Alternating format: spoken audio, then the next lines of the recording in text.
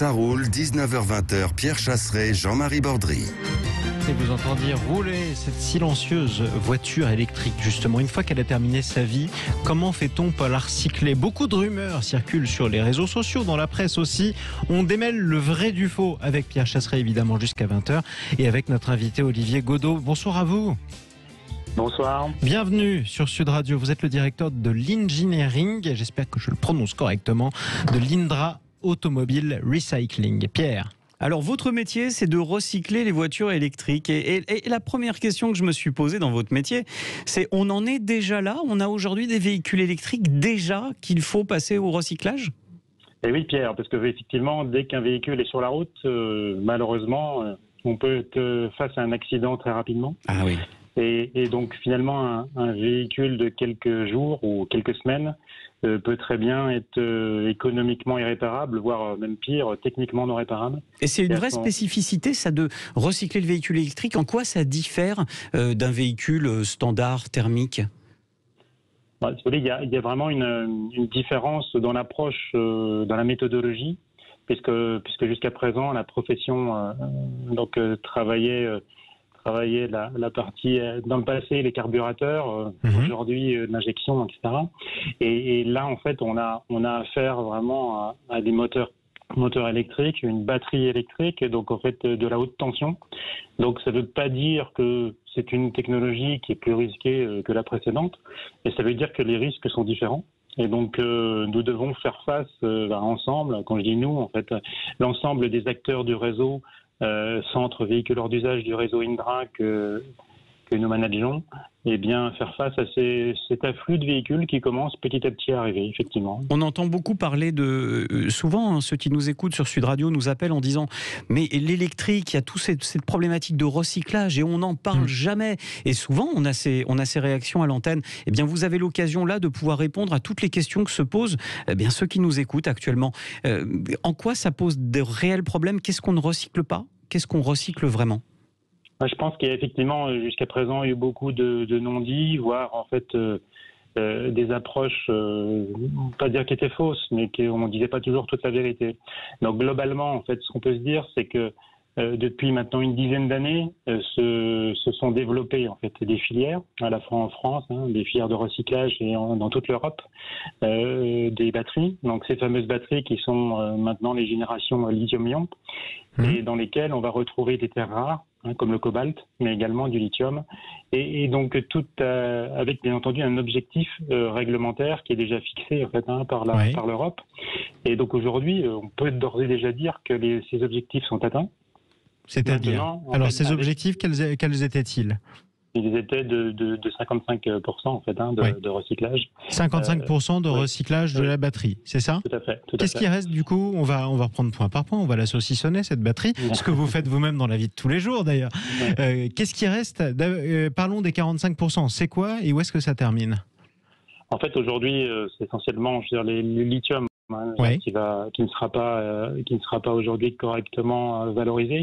Et c'est une des raisons recyclées. C'est une des raisons en fait pour lesquelles vous avez plusieurs consortiums qui se sont montés. Il y en a eu un récemment en fait qui a vu le jour en fait entre Renault et BASF notamment, et qui a pour objectif en fait de faire de la boucle courte. Oui. C'est-à-dire en fait finalement de recycler les matières, les métaux rares, donc qui sont présents en fait, et donc de refaire tout de suite en fait une nouvelle batterie. Parce qu'en fait nous sommes hyper dépendants de la Chine notamment. Donc pour les terres rares, pour les terres rares. Et donc l'idée, et de certains pays d'Afrique également. Et donc l'idée, c'est bel et bien, d'aller puiser dans les gisements que nous allons générer au fil du temps, d'aller puiser en fait les terres rares de demain. Mais d'aller grappiller dans nos vieilles batteries, si je vous comprends bien, les terres rares qu'on n'aurait pas pu trouver dans le sous-sol français. On y arrive ou pas? Alors en sachant que oui, alors globalement, il y a énormément d'investissements, de financements qui sont mis en fait sur la table actuellement. Et à horizon 5 à 10 ans, effectivement, on devrait y arriver. On devrait y arriver.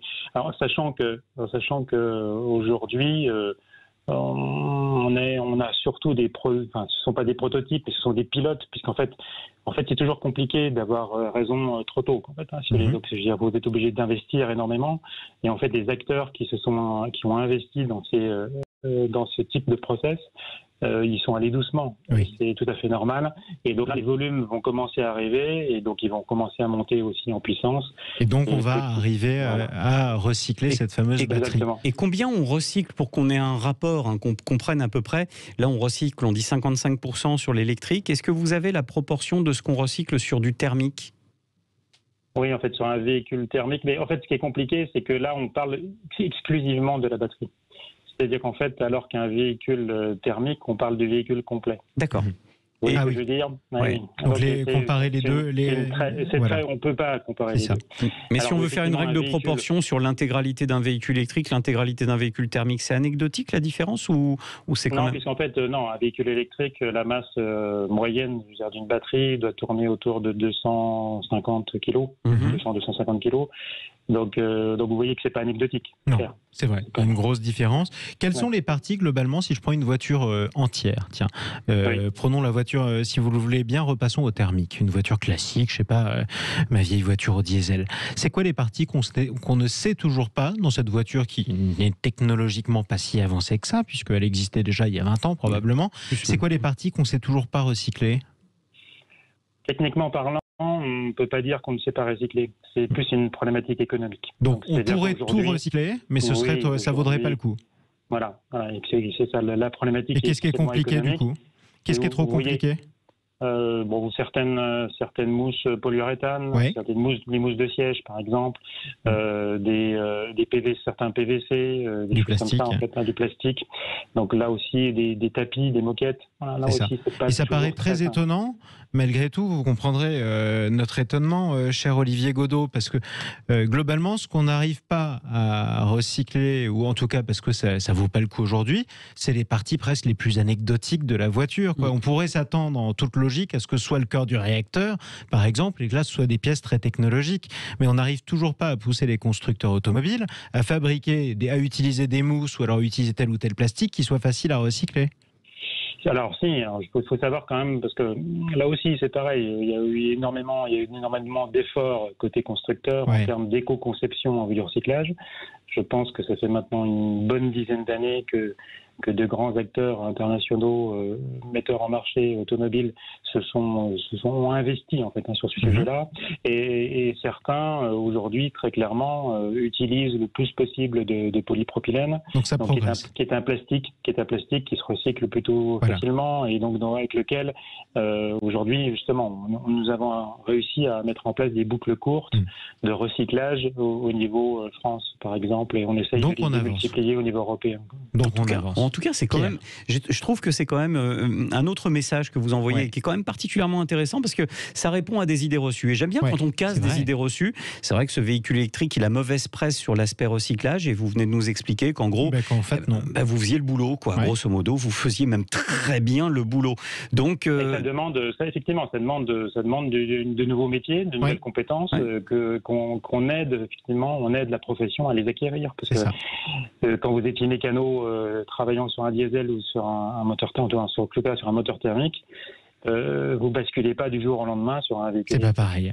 C'est pas du tout pareil. Effectivement, vous êtes en pointe pour l'adaptation, justement, la transformation du parc automobile, notamment français. Merci beaucoup, Olivier Godot, directeur de l'ingénierie de Indra Automobile Recycling. Merci à vous d'être intervenu dans Ça roule sur Sud Radio. Ça roule toujours, y compris le samedi, mais c'est presque la fin ce soir. Pierre Chasseret, on vous retrouve demain. Allez, à demain. Partir de midi, justement. Au programme ? Au programme, on parlera notamment de départ en vacances et de véhicules sur les routes de vacances dans les villes de France qui accueillent les voitures. Vous verrez qu'on a une étude plutôt intéressante sur les départs en vacances. On vous en parle demain. Restez bien avec nous demain midi sur Sud Radio. Mais bien sûr, et j'en profite pour rappeler d'ailleurs que vous serez nombreux, vous avez été nombreux déjà sur les routes en France, vu qu'il n'y a plus la règle des 10 km. Vous avez été assez nombreux pour profiter de ce week-end, de ce pont. Soyez toujours prudents. Reposez-vous. Surtout que ça glisse. Surtout que ça glisse et le temps n'est pas terrible.